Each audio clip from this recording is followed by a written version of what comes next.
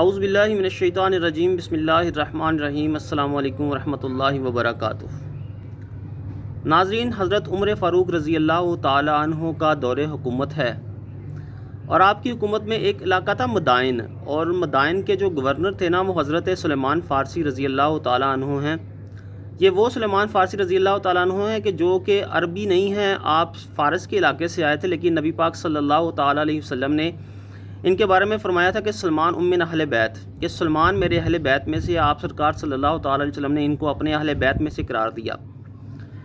یہ وہ صحابی ہیں یا وہ جنتی لوگ کہ جن کا جب اس دنیا سے کوچ کرنے کا وقت آیا تو حضرت سلمان فارسی رضی اللہ تعالیٰ عنہ کی آنکھوں میں آنسو آ گئے۔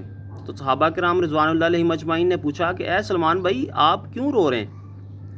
تو حضرت سلمان فارسی رضی اللہ تعالیٰ عنہ نے جواب دیا کہ میں نے نبی پاک صلی اللہ تعالیٰ علیہ وسلم سے سنا ہے کہ بروز قیامت جو ہے نا، ایک گھاٹی چڑھنی پڑے گی ہر بندے کو، اور جس کے پاس دنیا کا مال ہوگا نا، وہ گھاٹی نہیں چڑھ سکے گا۔ تو میرے گھر میں دنیا کا مال ہے، تو مجھے خوف آ رہا ہے کہ میں وہ گھاٹی کس طرح چڑھوں گا۔ اگر میں وہ گھاٹی نہ چڑھ سکا تو میرا کیا بنے گا؟ تو حضرت سعد بن ابی وقاص رضی اللہ تعالیٰ عنہ کہتے ہیں کہ میں ان گھر میں گیا آپ کے حضرت سلمان فارسی رضی اللہ تعالیٰ عنہ کے، کہ میں دیکھوں تو صحیح وہ کون سا مال ہے جس کی وجہ سے حضرت سلمان فارسی رو پڑے ہیں۔ تو آپ جا کے دیکھتے ہیں تو گھر میں ایک برتن ہے، ایک ڈول ہے، اور ایک لوٹا ہے جس کے ساتھ وہ وضو فرماتے تھے۔ تو آپ نے کہا جی اس سامان کی وجہ سے حضرت سلمان فارسی رو پڑے ہیں، تو جو دنیا دار لوگ ہیں ان کا کیا حال ہوگا؟ تو آپ نے فرمایا کہ یار پھر بھی مجھے اللہ کے ڈر سے خوف آ رہا ہے کہ اگر ان کے بارے میں مجھے حساب دینا پڑ گیا تو میرا کیا عالم ہوگا، میں کس طرح حساب دوں گا۔